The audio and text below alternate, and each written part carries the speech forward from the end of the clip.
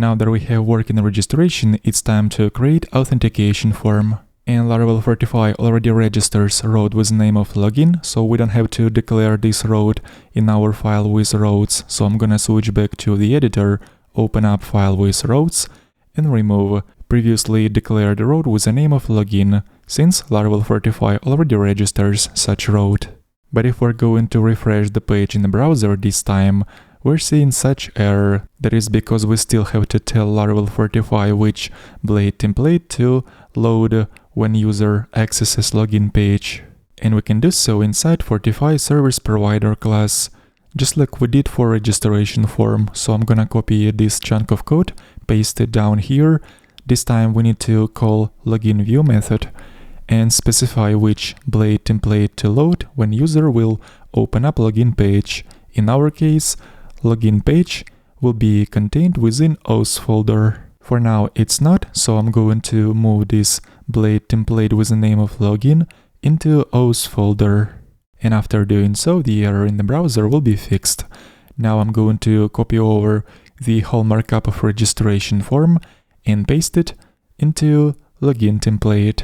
Styles of login form will be the same as registration form, so I'm going to just modify a couple of things in this form. First of all, let's change the action attribute. We need to specify proper path that is going to handle this login form.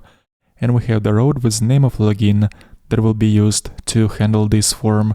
And now I'm going to remove some extra fields in this form, such as name and password confirmation, since we're going to only keep email and password fields.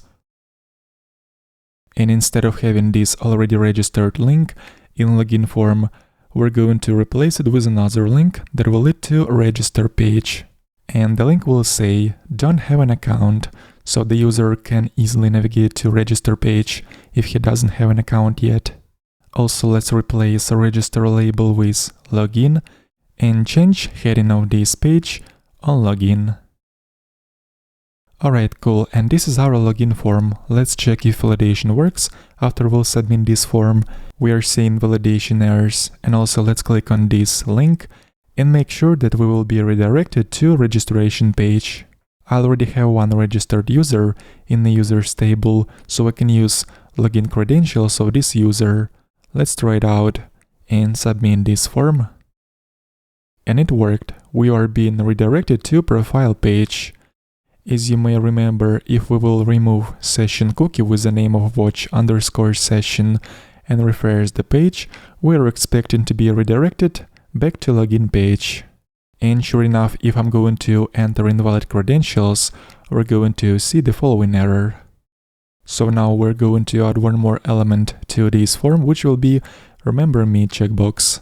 Let's go back to the editor and create new block for this checkbox. It will be a flexible container where the distance between checkbox and its label will be 3 units. Elements will be vertically aligned, and I'm gonna add input with a type of checkbox.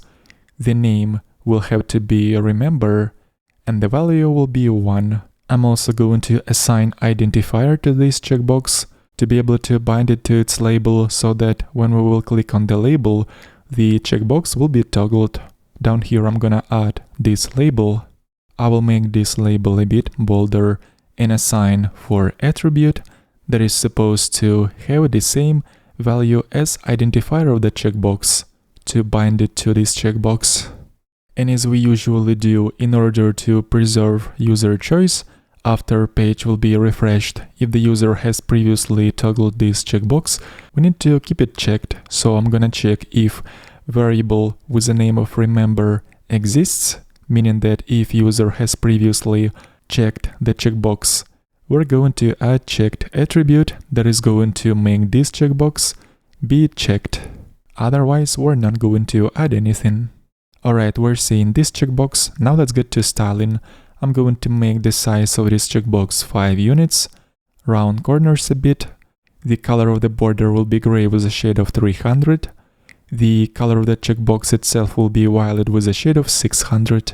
Then for focus state, we'll change border color on violet with a shade of 300. Also we'll add outline by using a ring class. The color of this outline will be violet with a shade of 200. This outline will be semi-transparent, and the distance between the outline and the checkbox itself will be 0, meaning that there will be no offset. And here is how our checkbox looks like. And if you'll take a look at the users table, here you will find a column with the name of remember token. And this column will be filled with a random token if user is going to authenticate with remember checkbox checked.